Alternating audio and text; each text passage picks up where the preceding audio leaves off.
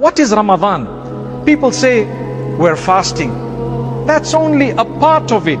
It is the month of peace, the month of tranquility, the month of cure, the month of goodness, the month of forgiveness, the month of mercy, the month of attaining paradise, the month of the Quran, the month of revelation, the month of celebration of being a Muslim, where we practice self-restraint. We don't just do what we want, we do what the Almighty has ordained. Subhanallah. So it is our duty to make an effort with the word of Allah. شهر رمضان الذي أنزل فيه القرآن هدى للناس وبينات من الهدى والفرقان.